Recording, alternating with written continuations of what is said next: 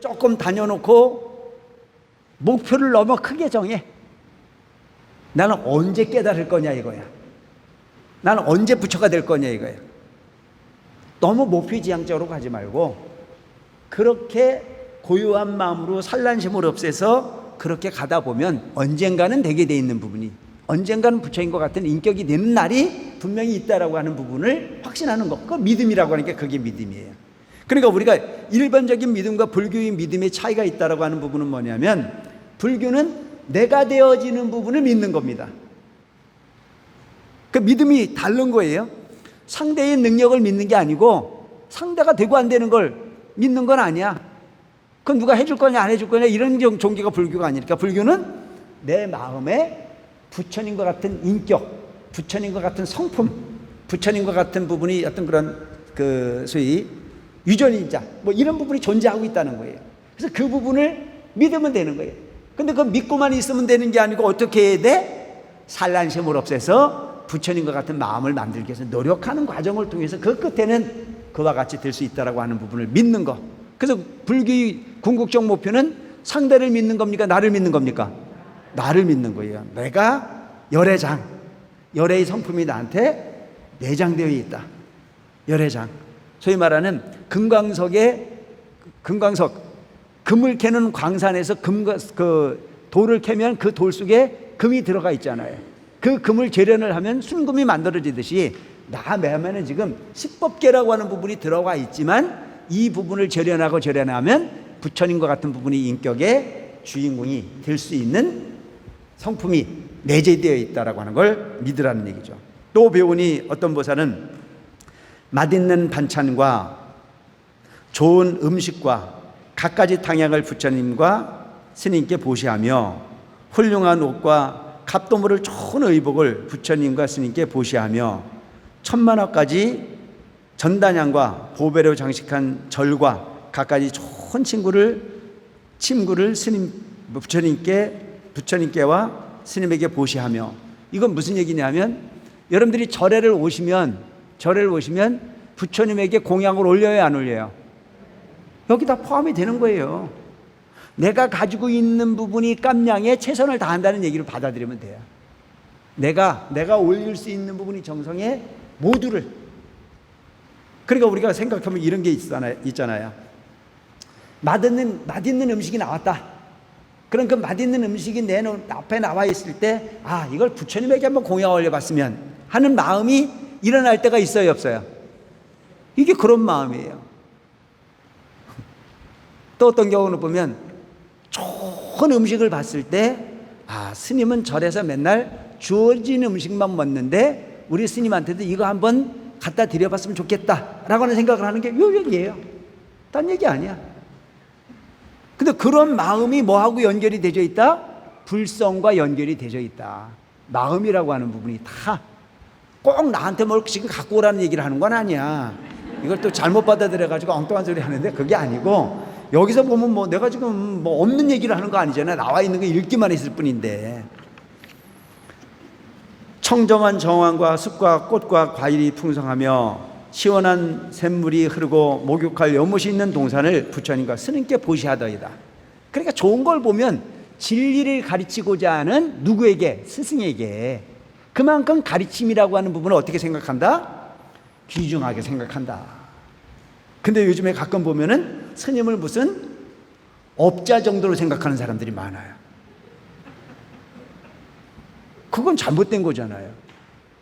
그러니까 여기에 여러분들이 보시를 하거나 시주를 하거나 해도 스님하고는 전혀 관계가 없어요. 스님이 이 부분을 행하는 부분은 불국정토를 만드는 부처님의 가르침을 실행할 수 있는 가장 정확한 삼보의 정제로 활용할 수 있도록 하는 역할을 하는 게 나지, 그걸 가지고 내 주머니에 넣는 건 한 푼도 없다. 난 이걸 확신해. 신대장님 맞아 안 맞아? 맞잖아요. 이와 같이 여러 가지 미묘한 것을 보시하되 환희심으로 싫어함이 없어. 근데 여러분들 가끔 보면 그런 경우가 있잖아요. 절에를 다니는데 초파일 행사가 됐는데 누군가가 나만 못한 사람이 나보다 더 많은 시주를 하면 입을 삐죽거려 안 삐죽거려? 그런 사람이 있어 없어? 잘못된 거예요. 여기서 보면 누군가가 보시를 하는 걸 봐도 어떻게 해요? 환희심으로써 실감이 없어. 내가 안 하는 걸 저 사람이 해서 감사하다. 저 사람이 저런 신심이 있었는지 몰랐는데 참 대단하구나. 그러니까 용시 시주를 하는데도 용기가 있어야 돼. 그냥 되는 게 아니야. 누구든지 갈등을 일으킬 수 있어. 할까 말까. 이 세상에 내 거 안 귀한 사람이 어디 있어요? 나한테 물어보세요. 니는 안 귀냐고. 나도 귀해. 어떤 사람들은 보면 스님이 돈이 뭐가 필요합니까? 그건 내가 알아서 할 일이지 지가 할 일은 아니야. 그럼 스님이 돈이 뭐가 필요합니까? 라고 말하지만 내가 어디 가면 그냥 밥 줘요? 내가 저 서울 가다가 그 자동차에 기름이 떨어졌는데 중이니까 그냥 기름 좀 넣어달라면 넣어줘요? 안 넣어줘요. 다 필요한 부분이라. 단지 법정 스님 같으신 분도 무소유를 이야기할 때 갖지 않는 걸 무소유라고 말하지 않았어요. 필요한 것만큼만 취하고 필요하지 않는 부분을 내놓을 수 있는 부분이 용기.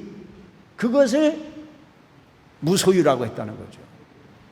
필요 없는 부분을 과감하게 내놓을 수 있는 부분. 그런데 여러분, 우리가 사는 모습은 어때요? 필요하지 않은 부분도 갖다 쌓여 안 쌓여? 쌓여. 나도 요즘 골치 아파. 내가 옛날에는 안 그랬는데 요즘엔 웬 약이 그렇게 많이 생기는지 몰라. 이게 이제 나이가 든다는 징조죠. 내 몸이 그만큼 문제가 있다는 거죠. 그러니까 누군가가 뭐가 좋다고 그러면 설깃해가지고 그것도 없고 저것도 없고, 근데 그분들이 정성스럽게 가지고 온 부분이 물건을 내가 함부로 처리를 못 하잖아요. 그걸 갖다 쌓아놓다 보니까 그게 많아. 그래 내가 이번에 이사 올 때 보니까 꽤 약이 많더라고. 이것도 처리할 일이 보통 일은 아니라. 그러니까 내가 볼 때 법정 스님 같은 부분이 용기를 낼 수 있는 거 아무나 낼 수 있는 부분은 아니다. 대단한 부분이다. 저는 그렇게 생각해요. 그래서 여러분, 무소유라는 자체는 없는, 아예 갖지 않는 게 아니고 필요 없는 부분을 과감하게 내놓을 수 있는, 필요 이상의 저축을 하는데 별로 그렇게 마음을 내지 않는 부분이 대단히 필요한 부분이다. 그래서 환희심으로 실함이 없이 무상도를 구하여도이다. 어떤 보살은 정멸법을 설하여 갖가지 가르침으로 무수한 중생을 교화하며, 여기서 얘기하는 정멸법이라는 자체는 니르바나, 즉 열반을 이야기하는 건데, 이 보살이라고 하는 부분은 내가 알고 있는 부분만 나만 소유하고 있는 게 아니야. 정멸도를 가르쳐 누구에게인가 설명을 해. 그래서 이것이 뭐냐면 상고보리 하와 중생이야. 내가 알고 있는 부분을 나만 그냥 가지고 그냥 속삭이고 있는 게 아니고, 내가 가지고 있는 부분을 누구에게인가 설명하려고 자꾸 애를 써. 이거 대단히 중요한 거잖아요. 그리고 여러분들이 절에 와서 좋은 일이 있었으면 그 좋은 일이 있었던 부분을 누군가가 괴로워했을 때 그 괴로워하는 사람에게 설명해 줄 필요가 있잖아요. 절에 갔더니 마음이 이렇게 좋더라. 절에 갔더니 이렇게 마음이 행복하더라. 절에 갔더니 이러이러한 좋은 일이 생겼더라 라고 하는 얘기를 누구에겐가 해서 그 사람도 그와 같은 마음을 일으키게 하는 거, 그건 대단히 중요한 거라는 얘기죠. 근데 우리 불자들은 이 부분이 대단히 인색해. 어떤 종교는 가서 3일만 다니면 상대방 또 가서 하나 더 데리고 가려고 애를 많이 써. 우린 10년을 다녔는데도 지가 답답하면 오겠지 싶어가지고 입도 안 벌리는 사람 많아. 이게 잘하는 걸까? 여기 나오잖아요. 잘하는 거 아니라는 거죠. 내가 옳은 부분은 아닌 딴 사람에게도 분명히 설득해서 함께 할 수 있는 부분은 이것도 반드시 여러분 공덕이 되는 거고, 그것이 부처님 가까이 다가설 수 있는 인연의 고리를 만드는 부분이라는 얘기죠. 그리고 지금 어떻게 보면 스님들도 보면 마찬가지인 거예요. 기회만 있으면 한 사람이라도 더 부처님 말씀을 전해주고 싶어서 애쓰는 스님들이 있잖아요. 그게 맞는 거예요. 그게 여러분들도 마찬가지고 나도 마찬가지고 모두가 그렇게 살아야 될 이유가 있는 거예요.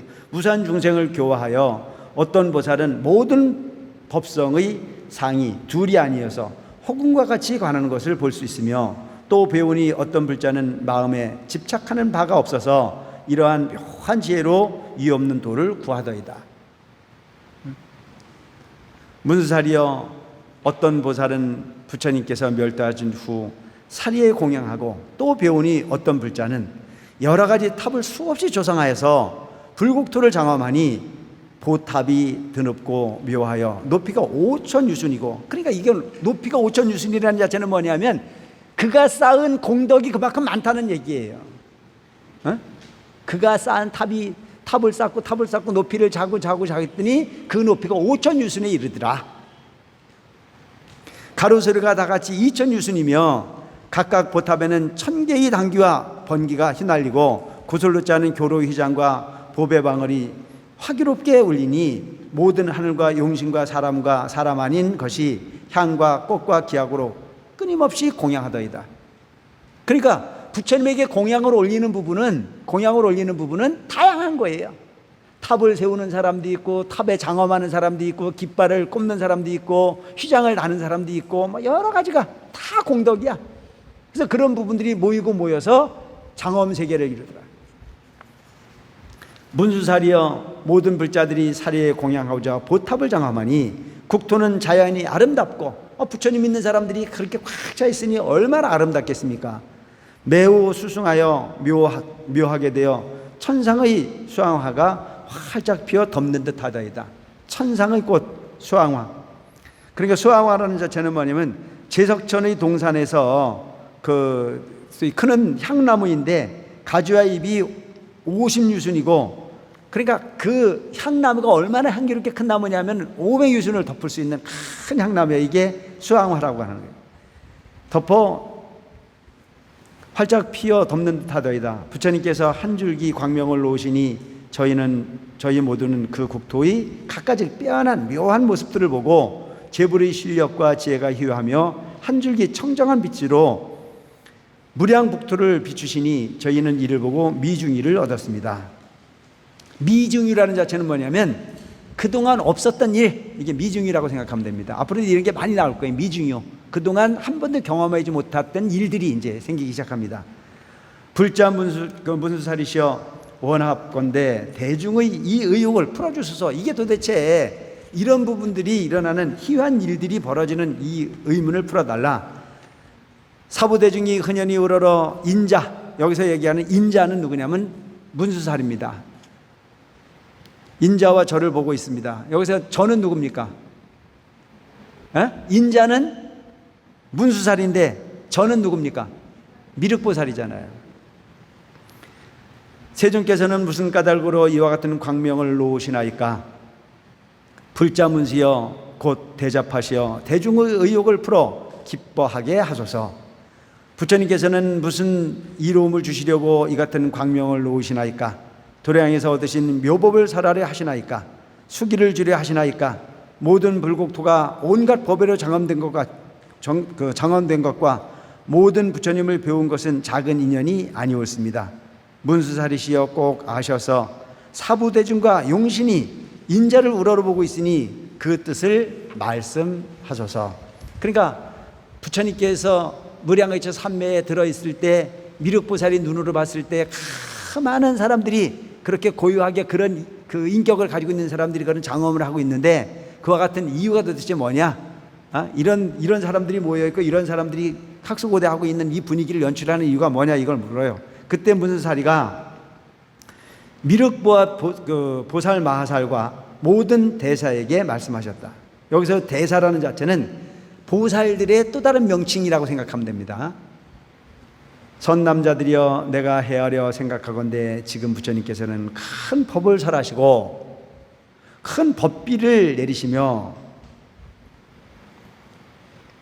큰 법고동을 부시고 큰 법고를 두드리시며 큰 법의 뜻을 펴시려는 것 같습니다. 여기서 얘기하고 있는 법을 설하시고 큰 법비를 내리시고 법고동을 부시고 법고를 두드리시고 큰 법을 법의 뜻을 필요로 하시는 것 같다. 그런데 이런 부분들이 뭐냐면 이제 부처님의 그 소위 지혜를 이야기할 때 우리는 법비라고 이야기를 하는 거고, 부처님의 말씀을 법고동이라고 얘기해요. 법고동. 부처님의 음성, 이걸 법고동이라고 얘기를 하는 거고, 법고를 두드린다는 자체는 대중을 이야기하는 거예요. 대중. 큰 대중을 끌고 갈 때는 보면은 북을 둥둥둥둥 치잖아요. 그래서 북을 하나를 취해서 가는 게 아니고 큰 군대가 움직이거나 큰 군중이 움직여 갈 때 박자를 치기 위해서 하는 부분이 그 북이란 말이죠. 그래서 이런 법고가, 이런 부분들은 뭐냐면 대중을 위해서 부처님이 음성으로 부처님이 깨달은 법력을 가지고, 그래서 법력이라는 자체는 법비에 비유한 거고, 부처님이 그 말씀이라는 자체는 법고동이라고 하는 부분. 우리가 여러분 고동이라는 게 뭐죠? 소라 같은 거 부는 거잖아요. 뿌 하고 불 때 그 소리가 부처님의 음성에 비유를 한 거예요. 법고동. 부처님의 말씀을 그렇게 울림으로써 그렇게 펴시고, 법고를 두드리는 자체는 사부대중, 그 법문을 듣는 부분이 무리를 향해서 그와 같은 부분이 어떤 그런 법을 설하시기 위한 것 같다, 이제 이렇게 얘기를 해요. 모든 선남자여, 나는 과거에 일찍이 제불의 이와 같은 상서를 보았으니, 문수사리는 뭐예요? 그와 같은 걸 일찍이 봤다 이거예요. 이러는 광명을 놓으시고는 곧 큰 법을 설하셨습니다. 그러므로 마땅히 알아야 합니다. 지금 부처님께서 광명을 놓으시는 것도 그와 같으니, 그러니까 이와 같은 현상을 문수사리보살은 옛날에 많이 봤다 이거예요. 여러 부처님들께서 이와 같은 부분을 행하시는 모습을 봤는데, 지금 서가모니 부처님께서도 이와 같은 부분이 무량의치 삼매의 이와 같은 분위기를 연출하는 걸 보면 분명 그와 같다, 옛날에 설하셨던 그와 같은 분위기다. 그러니까 어떻게 보면 법화경이라는 경전은 여기에만 설한 것이 아니고 과거의 부처님들도 설하셨다, 이런 얘기가 되는 거예요. 문수사리는 이미 수많은 부처님을 모셔왔고 그와 같은 분위기를 봤다는 얘기죠. 모든 중생들 하여금 세상에 믿기 어려운 법을 다 들어 깨닫게 하고자 하는 상서를 나타내시는 겁니다. 모든 선남자여, 과거에 한량없고 가없는 불가사의한 아승직업전에 부처님께서 계셨는데, 그 이름이 일월등명, 열애, 응공, 정변지, 명행족, 선서, 세간의, 무상사, 주어장부, 천인사, 불세존이셨습니다. 우리가 이거 계속 열애 시포에 대한 부분을 그 연불 들을 때마다 많이 들었죠. 부처님의 또 다른 명호, 별명. 그러니까 그 열애 시포라고 하는 부분은 서가모니 부처님에게만 포함되는 것이 아니고, 과거에 일월등명 열애라고 하는 분이 계셨는데 그분도 열애 시포였다. 열애를 그렇게 불린다. 동격이다. 그런 수준이다. 이렇게 얘기를 하는 거죠. 불세준이셨습니다. 정법을 설하시되, 정법, 바른 법을 설하시되, 처음도 중간도 끝도 훌륭하시고, 그 뜻이 깊고 원대하고, 그 말씀이 절묘하여 순일하여 잡된 것이 섞이지 아니하여 맑고 깨끗한 거룩한 모습을 갖추셨습니다. 여러분, 여기에서 보면 이제 부처님 말씀, 우리가 부처님 법을 전할 때는 세 가지가 맞아야 돼. 처음도 좋고 중간도 좋고 끝도 좋아야 되는데, 어떻게 해야 돼? 순일해야 돼. 순일. 잡된 게 섞이지 않아야 돼.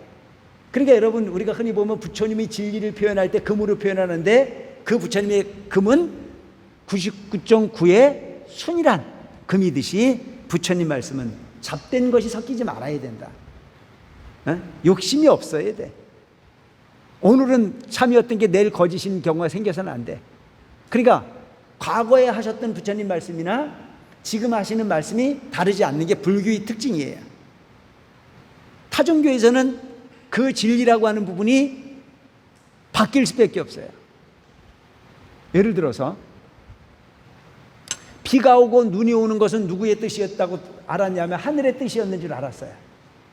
그런데 옛날에 이제 과학이 발달을 하다 보니까 과학자들이 비가 올 걸 미리 알아요, 몰라요? 알아요, 몰라요? 알잖아요. 그러면 그들은 그 신만이 알아야 되는 부분을 알아냈으니까 죽어야 돼, 살아야 돼요? 죽어야 되죠. 신의 영역을 침범했으니까. 그러니까 그런 우를 범했던 역사가 있었잖아요. 그런 우를 종교가 그들을 심판했단 말이죠. 수많은 사람이 죽었잖아요. 그러니까 지금도 계속 죽일 수는 없으니까 바꿀 수밖에 없잖아요. 근데 부처님의 말씀은 금구성원이야. 바뀌는 게 없어. 이 세상의 모든 부분은 다 변한다. 변하잖아요. 이 세상의 모든 부분은 혼래 존재하는 것이 아니고 이것과 저것이 인연인과에 따른 세상이 존재한다. 맞잖아요. 과학이 아무리 발달을 해도 이 범주를 벗어날 수가 없어. 이 세상에 나온 건 반드시 죽는다, 안 죽는다? 이 세상에 나온 건 반드시 없어진다, 안 없어진다? 이 세상에 나온 건 다 움직인다, 안 움직인다? 다 움직이잖아요. 다 변하잖아요. 이게 부처님 말씀이란 말이죠. 응? 아무리 좋은 사람도 반드시 변하게 돼 있어. 아무리 내가 애지중지해도 언젠가 놓고 갈 수밖에 없어. 그러니까 이 세상에 빈손으로 왔다가 빈손으로 가는 건 당연해. 과학이 아무리 발달해도 못 가져가. 요즘 온라인 구조가 만들어져서 이 나라 저 나라 그냥 무조건 뭐 비밀번호만 누르면 다 돈이 왔다 갔다 하는데 이승과 전승은 그게 개설이 안 됐어. 그 앞으로도 안 될 거야. 이건 확실해. 그러니까 부처님 말씀은 그런 금구성환이라. 여기서 정법을 설하시는데 과거에 일열등명께서 설하셨던 부분이 그런 법이었고 수완한 부처님이 거쳐가도 그것은 변하지 않는다. 성문을 구하는 사람에게는 사제법문을 설하시고 생로병사를 건너 마침내 열반에 이르게 하셨고 벽지부를 구하는 사람에게는 그에게 맞는 12인연법을 설해 주셨으며 보살에게는 육바라밀을 설하시어 안육다라 삼맥삼부리를 얻어서 일체 종지를 이루게 하셨습니다. 누가? 일월등명 부처께서. 그 다음에 또 부처님이 계셨으니 이름은 역시 또 일월등명이야. 과거에 부처님도 일월등명이셨는데 또 다시 본인이 만난 부처님이 문수사리 보살이 과거에 부처님을 만나셨던 분이 바로 일월등명이셨는데 그 다음에 또 부처님이 계셨는데 그 부처님 이름도 또 일월등명이라는 얘기. 이름이 똑같아. 일월등명이시고 그 다음에 부처님이 계셨으니 이름은 또 역시 일월등명이었다. 부처님이 나와도 똑같은 일월등명이라고 하는 이름이셨느니라. 이와 같이 2만 부처님께서 일월등명이라고 하는 부처님을 몇 명을 만났느냐 하면은 2만 명을 만났어요. 2만 부처님께서 이름이 다 똑같이 글자로 일월등명이셨고 성씨도 같으시어서 파라타라고 하셨다. 미륵이여 잘 아시오. 처음의 부처님이나 나중의 부처님께서 다 같이 이름이 일월등명이시고 시프도 고적하셨으며 설하신 법문도 처음과 중간과 끝이 훌륭하셨느니라. 그 많은 부처님들이 진리는 어떤 얘기예요? 부처님은 그 모습이 달리 바뀌었어도 그들이 설하는 법은 똑같다는 얘기죠. 그러니까 지금 말하려고 하는 부분도 뭐냐면 서가모니 부처님께서 설하려고 하는 이 경도 그와 똑같다. 과거를 이어서 2만 부처님께서 그렇게 해오셨듯이 지금 설하려고 하는 이분도 그런 부분을 지금 이렇게 암시하고 있는 거예요.